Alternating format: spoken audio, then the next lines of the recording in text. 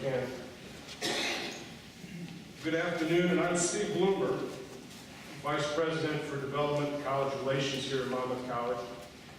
I want to welcome you and thank you for joining us to dedicate the Veterans Memorial Great Room in this absolutely beautiful Center for Science and Business that we have here at Monmouth College. Members of today's ceremony who are joining me at the front are on my right, Monmouth College President Clarence Wyatt, our generous donor and visionary for this room, Mr. William Trubeck, class of '68.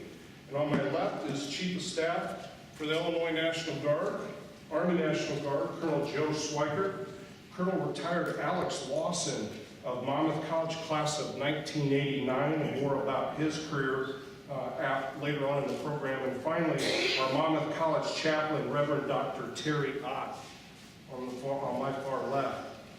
Before we begin the dedication, I'd like to recognize some special guests of the college and community who are in attendance. Please hold the applause, but I will ask when I mention your name or group, if you'll stand up, and it'll be cumulative, and at the end, we'll do a joint recognition. First, we're delighted to be joined by several of our trustees emeritus, including the chairman of the board, Bill Goldsboro. Trustee Gus Hart is here. Is there any other trustees? Ralph Emeritus, Ralph Whiteman. We're excited to have representation from our Alumni Association and alumni board members. If there's any alumni board members present, if you'll please stand to be recognized. We'd also joining us is President Emeritus Bruce Haywood, who served in World War II as a member of the British Army, and he is joined by his wife, Mary. We're delighted to have several members of our dedicated faculty and staff present, and they've all decided to stand in the rear of the great room, so they're already standing. We thank leaders of our student government, executive board members of our associate students at Monmouth College for also being present. I'm looking for Michelle. Is Michelle Merritt here in the room? There she is. All right, so Michelle Merritt Jusick, and I probably butchered that, Michelle, is the granddaughter of Bobby Dunlap, whose name can be found on the wall over here to my right, your left. He's one of our Medal of Honor recipients, and Michelle, thank you for being here. Finally, Lance Zedrick, who was the originator, where are you at, Lance? Right back there in the center. He's the originator of the first display of the 4 Medal of Honor plaques that was blessed by President Haywood to be displayed at Hughes Library before its renovation. We've now resurrected them, liberated them, and gave them a new face and a new place. Would you all please join me in recognizing these wonderful leaders of the college?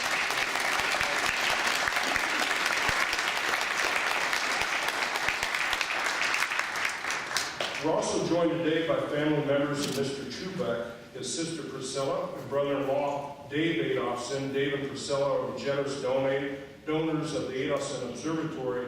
Would you please stand and be recognized for us too here? Thank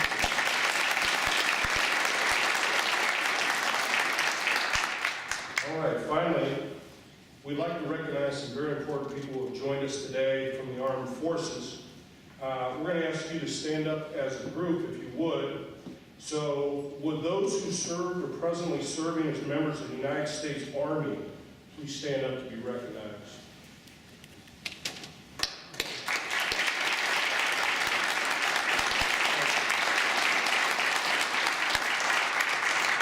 I know we have some of these gentlemen and ladies in the room.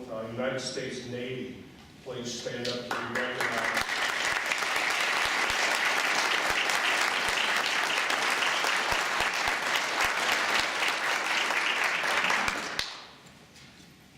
Those who served or presently serving as members of the United States Marine Corps, please stand up to be recognized. Marines here.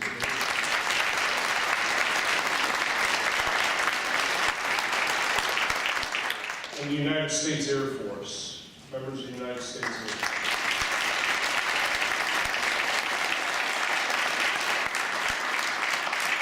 And finally, we didn't have any at the community event, but are there any members of the United States Coast Guard in the room? United States Coast Guard. Well, nonetheless, let's give them a hand.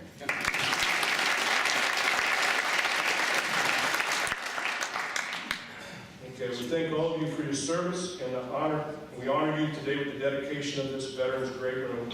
At this time, I would like to introduce Monmouth's 14th President, Dr. Clarence Wyatt.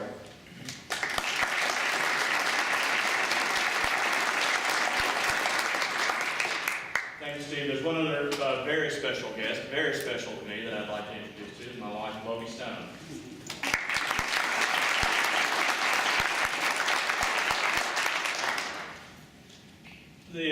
I want to thank again all of the folks whom Steve has recognized just a moment ago, especially the veterans today.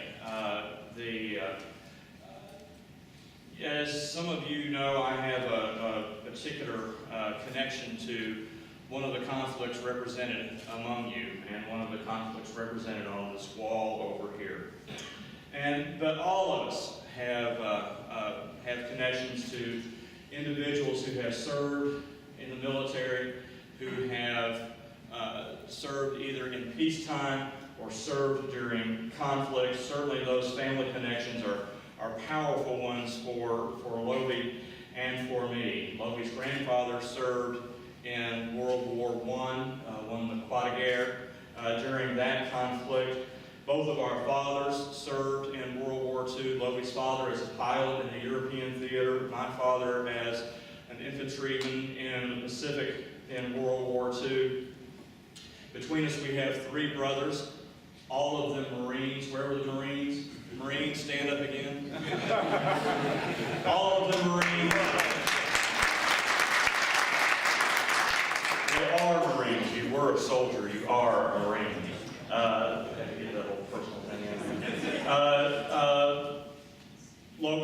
The older of Lovey's 2 brothers served in the Marine Corps during the Vietnam War. My brother is a combat veteran of the war. The younger of her 2 brothers served 2 tours in Iraq, retired as a bird colonel just a few years ago. And we have other powerful connections. As I mentioned a moment ago, I have a particularly strong connection, both of us do, a particularly strong connection to the conflict in Vietnam. As I said, my brother served there. My brother is 7 years older than I am. He was the inspiration for many things in my life, and not small among them, my interest in the war in Vietnam and now in the country of Vietnam. His high school algebra teacher, a man named Jerry Roberts, had a comfortable job, did not need to enlist in the Army early in the Vietnam War, but did. Became a helicopter pilot, was shot down flying what some people will know as a dust-off mission, a medevac mission. I have a rubbing of his name in my office, and it has been there for many years. There was one Center College graduate who died in Vietnam. This was another individual who could have found ways to avoid service in Vietnam, but chose to serve when called. A young man named William P. Thompson, Jr., but known to all of those who loved him as Tommy Thompson. I have a rubbing of his name from the wall that has been in my office for many years. We have these powerful connections. And we should extend this welcome to veterans of all of America's conflicts, but this has become an important phrase for veterans of the Vietnam War in particular, the phrase, welcome home. So Bill, I will use you, but on behalf of all the Vietnam veterans and all the veterans in the room today, welcome home. Thank you.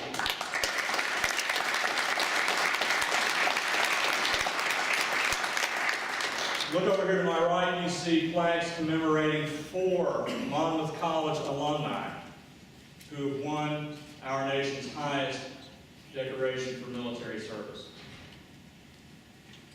It is not a coincidence that this institution produced 4 men who won that decoration. Certainly they exhibited acts of physical courage that brought them to be recognized in this way. But supporting those acts of physical courage were a moral courage, an integrity, a commitment to a cause bigger than themselves. Those are qualities that they brought with them to this place. I am absolutely confident that those are qualities that were nurtured, enhanced, supported at this place. It is no accident that we have individuals like this among our proud alumni body. But these are qualities that we can all embrace. Very few of us, thank God, will ever have to exhibit the kind of physical courage that these men did. But every day we have the opportunity to exhibit the same moral courage, the same integrity, the same commitment to a cause bigger than ourselves that they stood for. This is a wonderful ceremony. This is a wonderful, extraordinary space. And they are worthy tributes to these four men and to all members of the Monmouth family who have served in the military. But the best way that we can honor them, honor their service, honor their memories, is to live out those qualities in our lives every day. And for those of us who live and work on this campus, to help nurture and grow them in the young women and the young men who come into our care. Thank you all for being here today. Thanks to everyone who worked to make this space and this day so special. And now I'll turn it back over to Steve.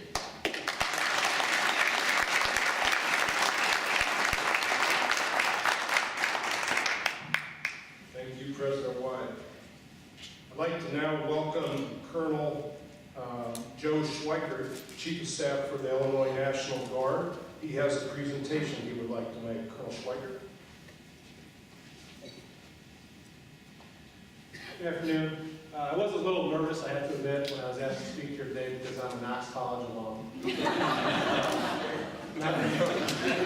Unfortunately, based on Bronze Turkey Bowl results, we're not in any danger of taking that away very soon. We have a little time to work. I did look back, though, and my memory was correct that the 4 years I was at Knox, Monmouth won 3 out of those 4 because of people like Alex and the brother. I'll have to learn to live with that. I'm here today on behalf of ESGR, which is the Employer Support for Guard and Reserve. ESGR is a partnership between the Department of Defense and employers across the country.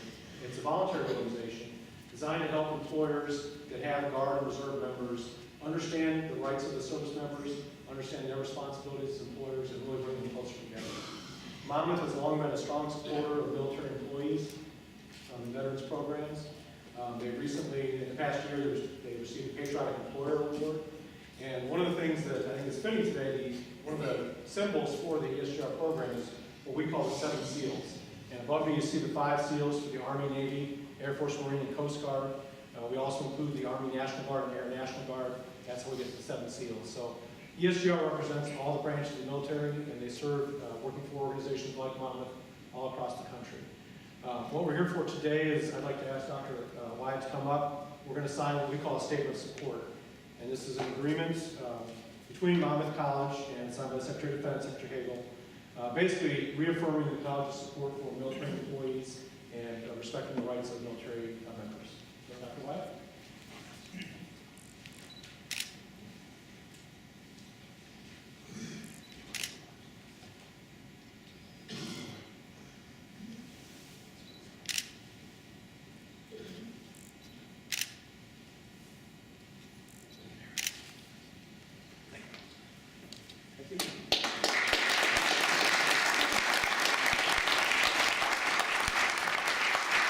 Thank you very much. Without further ado, I'll introduce Colonel Alex Lawson. Afternoon, everyone. Thank you, President Wyatt, for being here today. First off, not only is Colonel Schweikert Knox and I'm from Monmouth, but what's sad is that he's also my full-time boss. So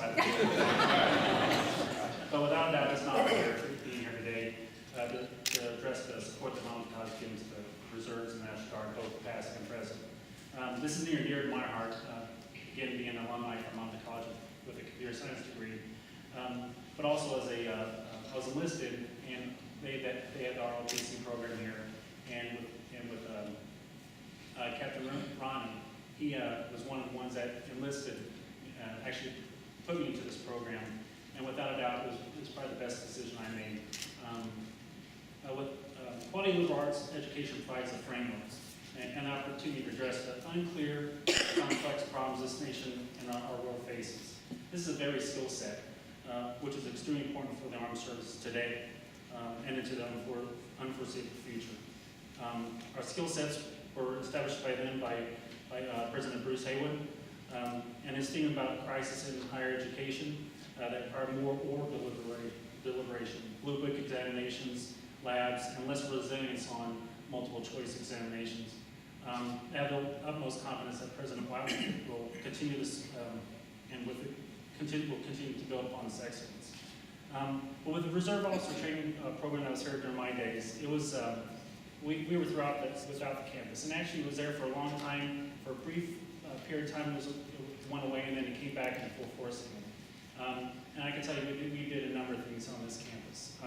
If it wasn't for shooting a cannon during every touchdown, doing push-ups for every score we've done. Again, you could actually, sometimes it'd be annoying, but you could actually hear us doing cannons around 6:30, 7 o'clock in the morning, waking everyone up.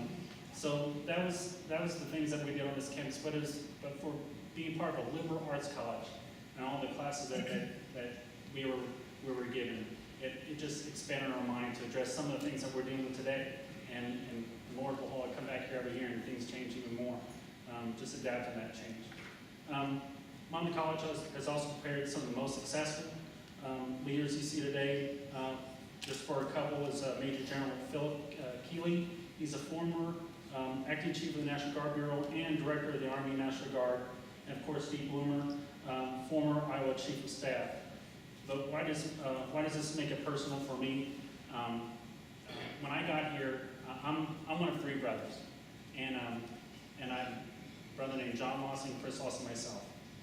All went to Monmouth, all within 3 years, all graduated from Monmouth in 88, 87, 88, 89, and of course right now, all 3 currents. If it wasn't for Monmouth, we came back from I hate to say it's a premature welfare life. And the military gave us the means, and Monmouth College gave us the way. So without a doubt, it is with great honor we recognize the support Monmouth College has given us and our continued relationship with the National Guard and their tremendous leadership. Thank you.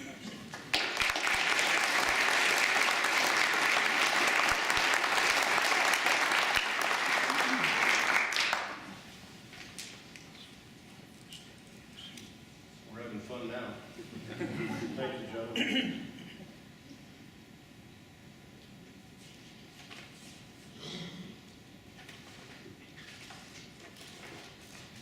All right. There was a lot of planning that went into the design and vision for this room, and there are certain people that I want to recognize before I turn the podium over to our guest speaker.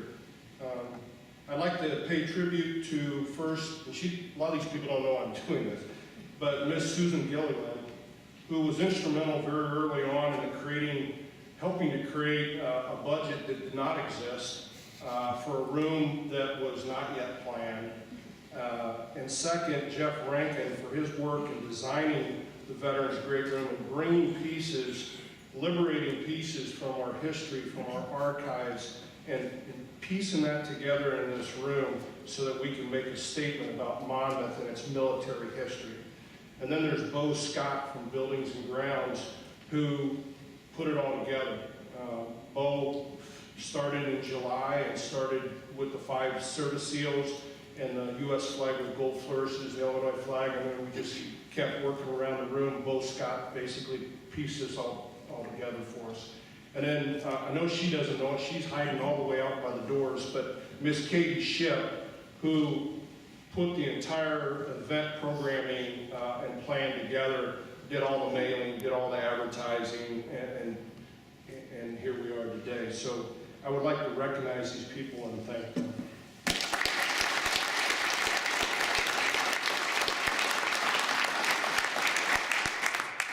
Now finally, Mr. William Trubeck, for his vision of developing a place on campus that paid tribute to those who served both Monmouth College and the United States. It's now my pleasure to introduce him to you. Bill is a member of the class of 1968. Upon graduating from Monmouth, he joined the United States Army, where he served as a platoon leader and a company commander. He served with the 11th Armored Cav Regiment in Vietnam, and yes, in Cambodia, and was awarded both Bronze Star for Valor and the Army Accommodation Medal. Following his return to the United States, Bill continued to serve as a captain in the United States Army Reserves and the National Guard. Today, Bill is a highly regarded executive with 40 years of experience in senior level financial and operating positions with major U.S. corporations. Currently serves as the Director of WellCare Health Plans in Tampa, Florida, and as Chairman of WellCare's Regulatory Compliance Committee. He also works in association with Kinderhook Industries in New York. Bill has served as a member and as Vice Chair of our Monmouth College Board of Trustees, and in 2005, he was elected into our Hall of Achievement, Monmouth College's highest honor. We're so pleased that he has joined us today.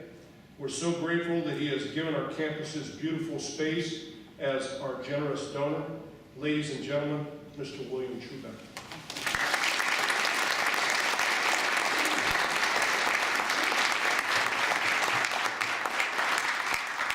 Wow. Well, Steve, thank you very much for the most kind introduction. And let me begin by saying to all of you that it really is a special honor for me to be able to participate today in this the formal dedication of such a beautiful space. Dedicated as it is to those who have served Monmouth, who have come from the Monmouth family, who served in the military, those serving now, and those who may yet serve, and of course, to all of our veterans.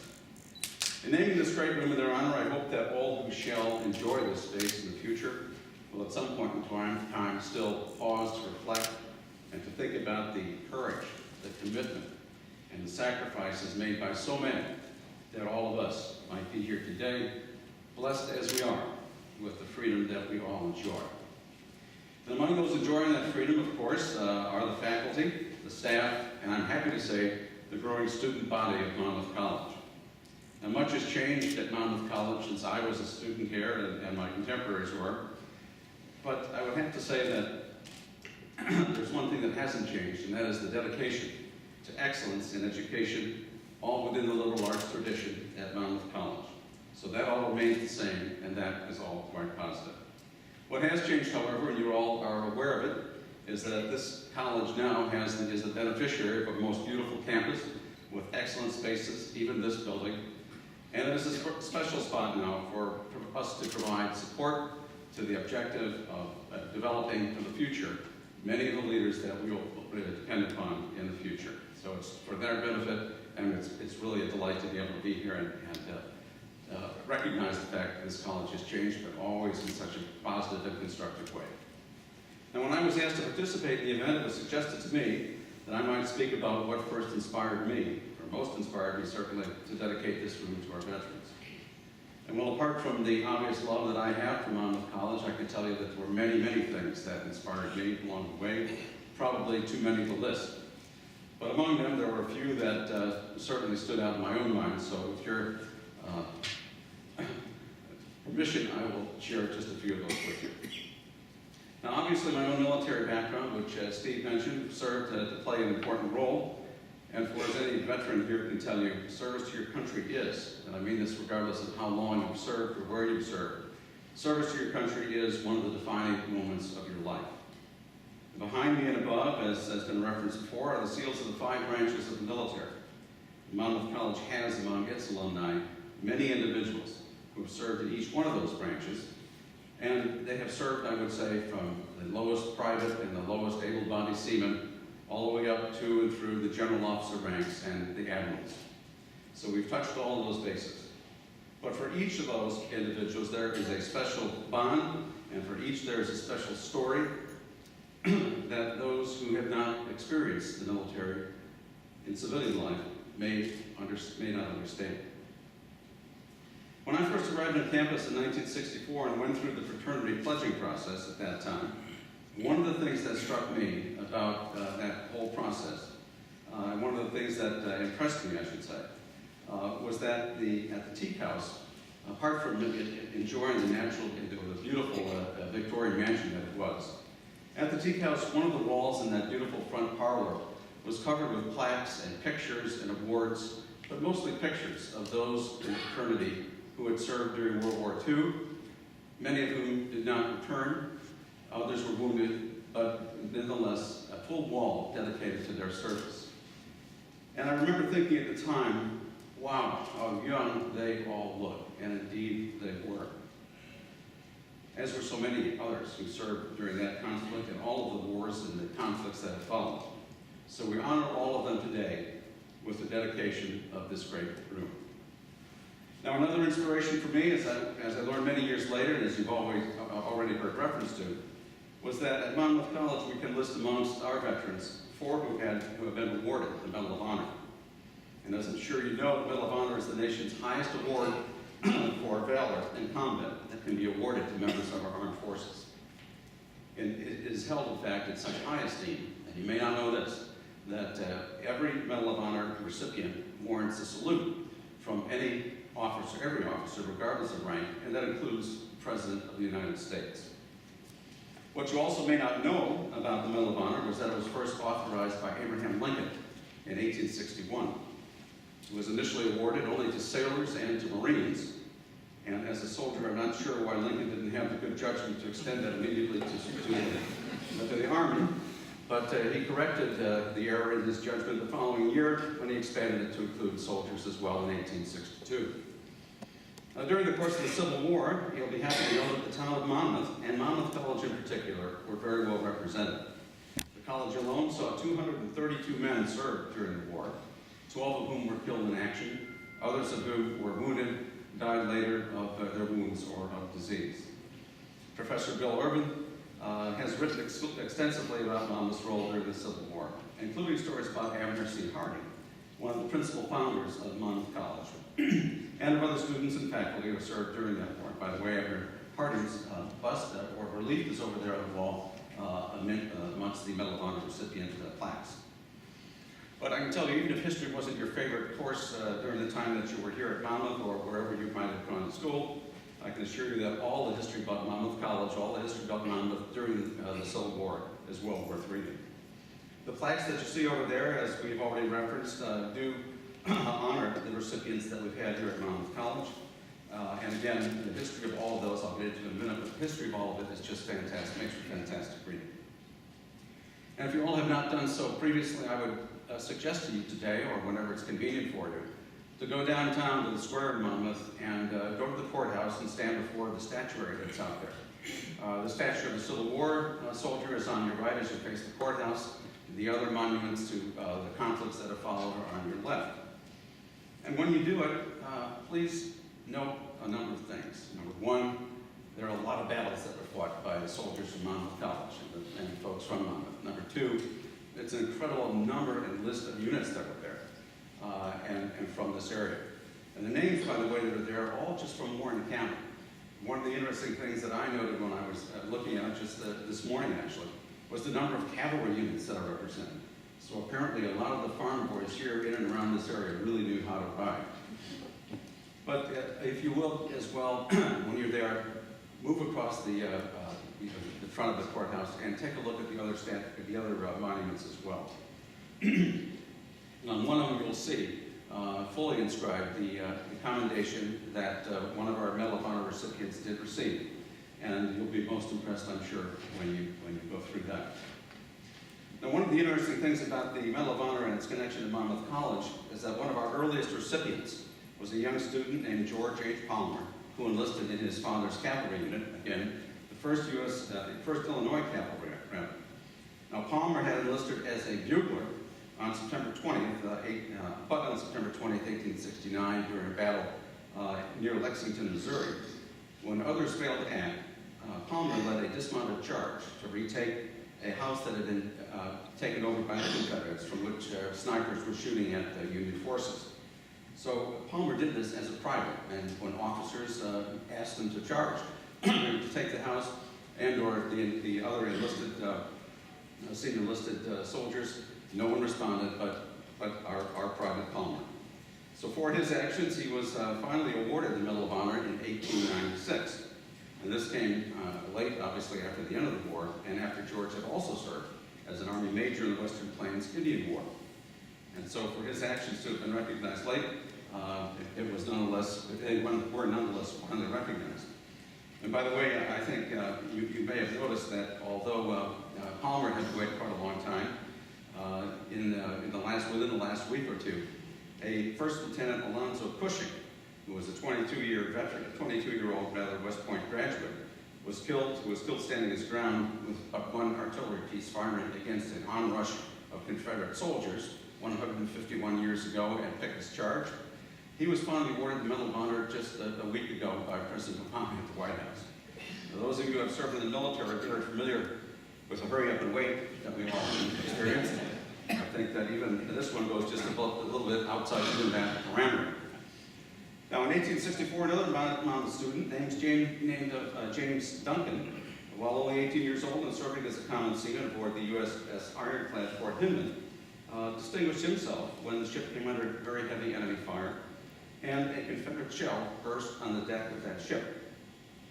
As it did, it set fire to a cloth tie on another artillery shell, which our James Duncan nevertheless went over, picked up, and threw over the side, and in the process, no doubt, saved the crew and saved the ship. And from his actions, he too was awarded the Medal of Honor.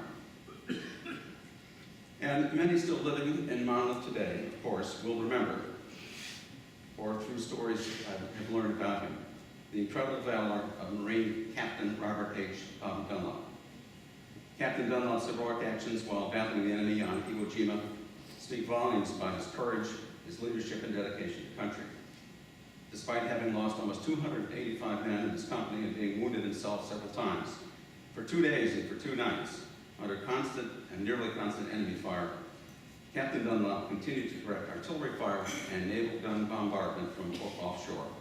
And in the process, his actions greatly accelerated the decisive defeat of the Japanese countermeasures in this sector of the famous battles at Iwo Jima. An amazing situation, too, an amazing occurrence is also evident in the Medal of Honor winners that we have. And that is that the last Medal of Honor winner from Monmouth that I wish to recognize today was the first cousin of Bobby Dunlop. Rear Admiral James Stockdale, for whom our student senator's name is the individual I'm talking about. Now, growing up in Abington, Illinois, Jim Stockdale aspired to be a naval officer and a flyer, really from the time he was just a little boy. But after less than a year at Monmouth College, Jim Stockdale was admitted to the Naval Academy, class of 1947. And thereafter followed a distinguished career as a Navy pilot and as a leader. Unfortunately, on September the 9th, 1965, while flying a combat mission over North Vietnam, Commander James Stockdale was shot down. And thus began a period of over 6 years as a prisoner of war under the most brutal circumstances you can imagine. Confinement was awful, and yet through the years of torture, deprivation, and so forth, Jim Stockdale continued to resist his captors.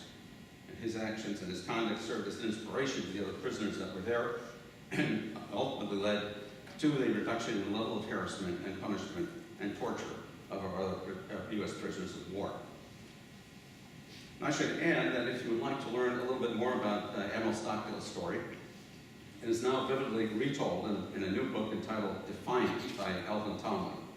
I should warn you, however, that it's very graphic in terms of what it describes, yet if you do read it, you will come away with a sincere appreciation for what Jim Stockdale and the other POWs endured during that period of confinement, and you will certainly understand why Jim Stockdale was awarded the Medal of Honor upon his return home. And finally, I'd like to mention briefly just one Medal of Honor recipient who did not attend Monmouth College, but whose son did. Corporal Jerry Wayne Wickham served in the same unit as I did in Vietnam, in the 11th Armored Cavalry Regiment, known as the Black Horse. Unfortunately, Corporal Wickham's heroic actions in attacking enemy bunkers near the town of Lac Ninh in Vietnam, and in the process killing many of the enemy and taking one prisoner, unfortunately resulted in his being mortally wounded by rifle fire. Now, Corporal Wickham's wife was pregnant with their son, Michael, at the time of his death, so Mike never knew his father. But Mike went on to attend Monmouth College and became a very successful businessman near where I live, in Minnesota. I'm sorry that Mike can't be here today, but with this dedication, we also honor Michael's father. Now, I mentioned that I was inspired in other ways to dedicate this great room to our veterans, so just let me mention a couple more. And the first is that my father served in World War II. He served as a first sergeant with the Field Artillery Unit assigned to General Patton's 3rd Army, the 79th Division Field Artillery. And he stayed with that unit all the way from Normandy to and through the end of the war. And I know my dad would have been pleased to know that Monmouth will never forget the sacrifices and the resolve and courage of those who we have now come to know as the greatest generation. And finally, I'd like to mention my own experience as a young officer with the 11th Armored Cav also influenced my request to name this room in the honor of our veterans. The 11th Armored Cavalry Regiment lost over 700 men during the Vietnam War. Some were draftees and others were career soldiers, but most were young, just like the photos I saw on the wall at the Teak House over 50 years ago. So when I thought about dedicating this room, I thought about those young men too. Now this past June, my sister Chris Adelson, who's been introduced to you, Dave, her husband, and several of our other friends, made the trip to Normandy for the commemoration of the 70th anniversary of D-Day.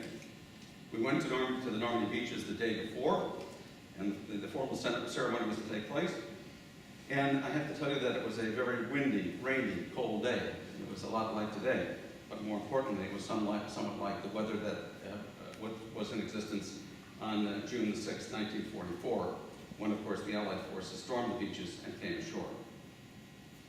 But as we walked among the German pillboxes, the abandoned pillboxes, which are still there, the gun emplacements and the observation posts, we gained an everlasting appreciation for what happened there 70 years ago. On the following day, June 6th, we attended the joint French and American ceremony at the American Cemetery in Normandy, where over 9,000 white crosses marked the graves of those who fell in that great battle. And if you've ever been there, you would know what an overwhelming feeling it is just to stand there and to walk among those crosses. Now, our brief ceremony today honors all of those brave men and all of the men and women who have served our country from Lexington to Concord to Iraq and Afghanistan, and indeed to the war on terrorism today. I pray that America will never forget their dedication and their sacrifices. I pray as well for God's blessing on all of our military and their families as they continue to serve our wonderful country. Now at this time I would like to move on with just a brief continuation of our dedication ceremony and move to the dedication that's already been referenced, which is of the Adelson Observatory and the beautiful telescope they're going to put in. We've introduced before my sister Chris and her husband David, and our thanks go to them for the generous estate gift that made that observatory possible. Now Chris, some of you know because I've told the story before, was a best friend, the sorority sister of my late wife Judy. And she, like Judy, absolutely loved every day here at Monmouth College, except for speech class. So here I am again, doing the dirty work for my sister, and making these dedication comments. This is the last time. During the construction of this building, I was still on the board of trustees of the college, and thus I was back on the campus on many occasions. And on each visit, I enjoyed seeing the building as it was kind of coming out of the ground. But as that construction developed and as things continued to move ahead, I eventually started to look for that observatory on the top of the building. But to my wonder, it wasn't there. In fact, it got to the point where I was beginning to wonder myself whether or not it was ever a part of the building plan or whether this was something I had dreamt up somewhere. In any event, I can tell you that it is up there now. And due to the excellent architectural work on this building, it really cannot be seen from below, but it certainly is there in place, and it will soon house one of the finest telescopes of its kind, and certainly one that is of very few that would be found in campuses like Monmouth College around the country. And when the building was first opened, the observatory had a small, nice, but rather small reflecting telescope installed.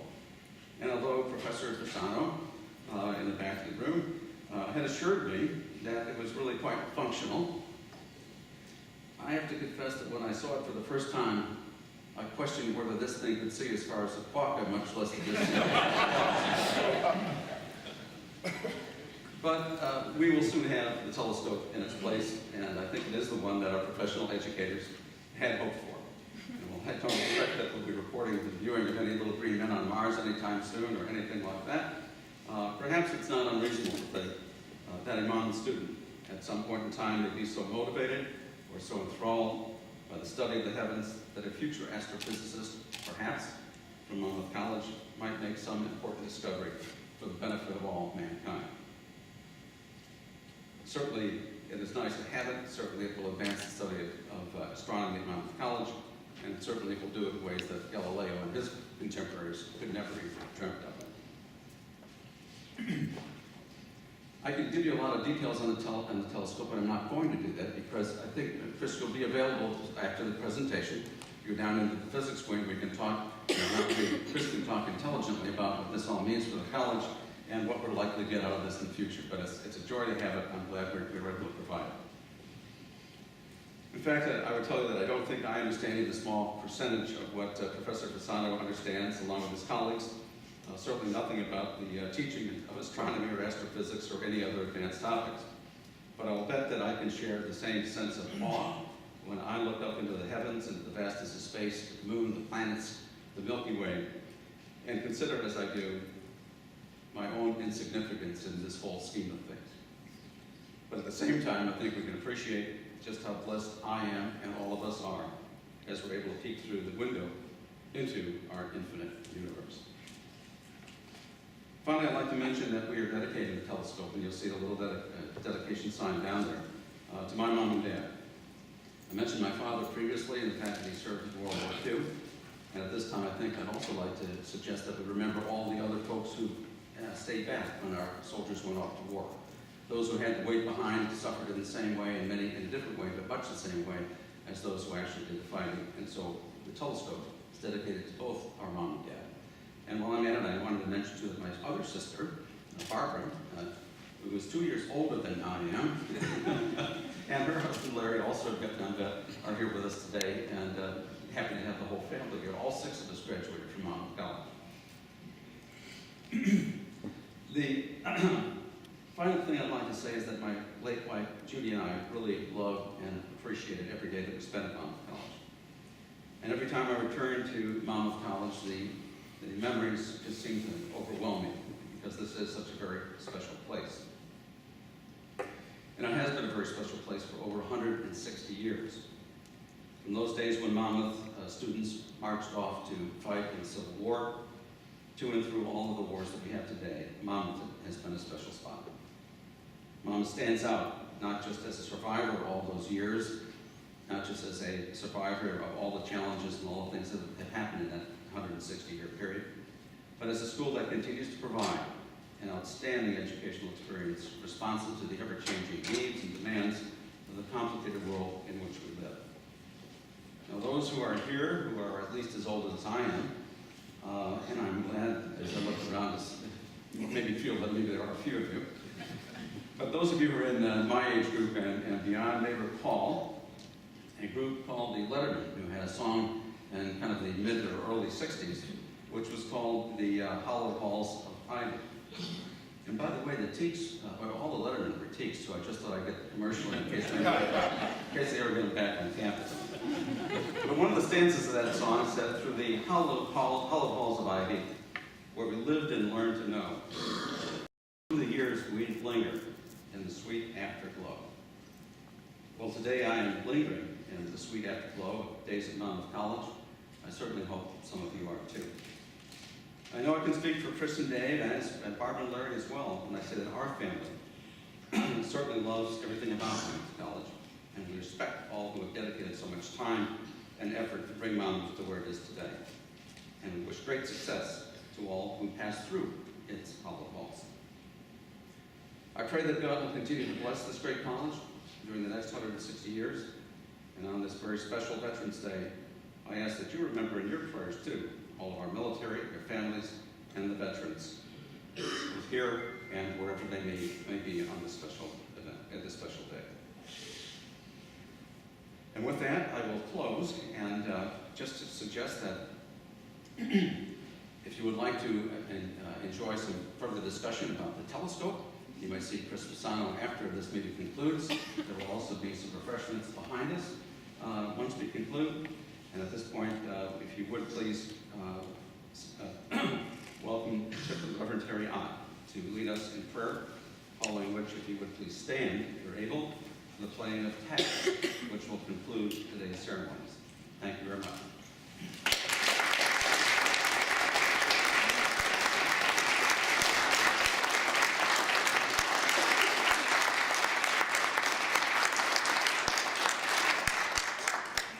I invite you to join me now in a word of prayer. Holy and gracious God, we know that students will pass through this great room on their way to class, snacks from the pod in hand, worrying about their next exam or paper that is due. Faculty will enter and exit this space as well, dashing off to grab another cup of coffee to fuel themselves for the piles of papers to be graded and lesson plans to prep. Our custodial staff will be busy here, vacuuming the carpet, tidying the furniture, wiping down the tables, as all of us go about the daily business of being a liberal arts college. But today, Holy God, we pray that in the midst of mid-semester chaos, stress, and business as usual, that those who pass through this great hall might notice for whom it is dedicated.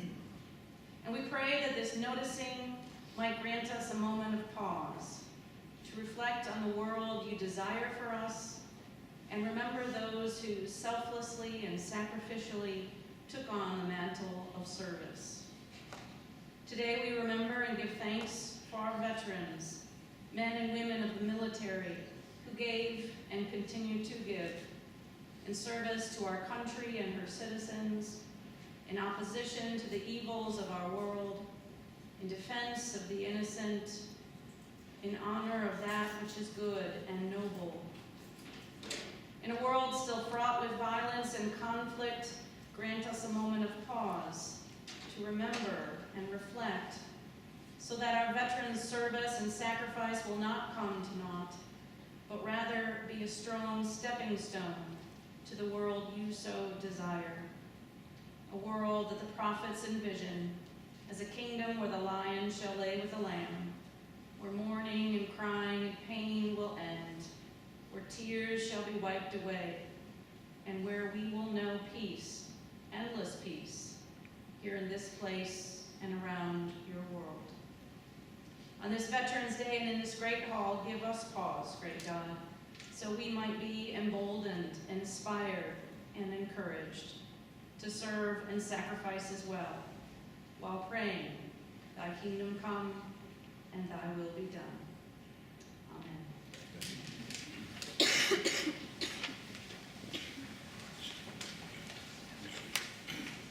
Please stand.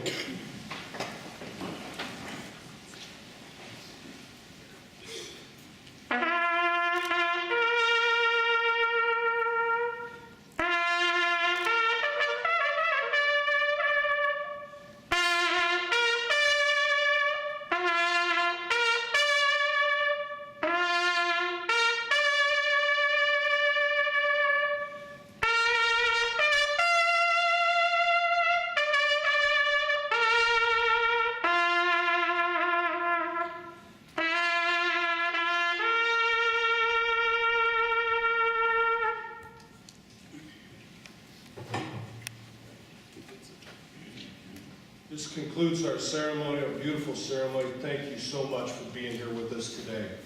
Have a great day.